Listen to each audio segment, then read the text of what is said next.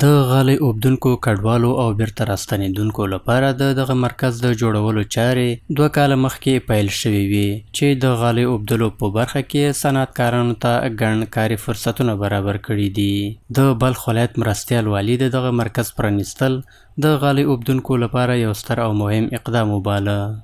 الحمدلله امروز واقعا جای خیلی خوشحالی است که و در این شهرک قالین بافی ها و این چنین پروژه‌هات شروع میشه و برای مردم کار و اشتغال ضایع میشه واقعا و خیلی جای خوشحالی هست. د هیواد د کډوالو او بیرته راستنېدونکو چارو وزارت معین دغه مرکز د جوړولو په برخه کې د ملګرو ملتونو د کډوالو ادارې د هر اړخیزه ملاتړ څخه مننه وکړه.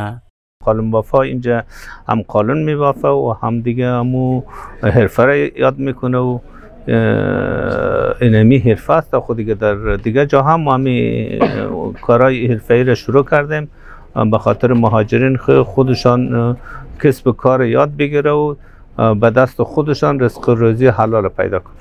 د بلخ ولایت د کډوالو او بیرته راستنېدونکو چارو رئیس وایي 2 کاله وړاندې دغه مرکز د جوړېدو چارې پیل شوې وې چې سلګونه کسانو ته د کار زمینه برابره کړې ده چې اوس مهال له دغه مرکز څخه بهرنیو هیوادونو ته هم غالۍ صادریږي. تقریبا د 2.5 کاله کې دا سنتر جوړېدی. نن اعلاني رسمي موږ افتتاح وکړله د سنتر او دا د هغه مهاجرونو دپاره داسې دی د قالین بافۍ دپاره خپله مسلکیان دي او قالین بافۍ کار کوي د هغو دپاره مو زمینه د کار ورته برابره کړه. دلته د یادونې وړ ده چې دغه مرکز په 2 برخو کې د ساختماني معیارونو سره سم جوړ شوی او د غالیو د جوړولو او پروسس ټولې عصري او پرمختللي وسایل پکې ځای په ځای شوي دي.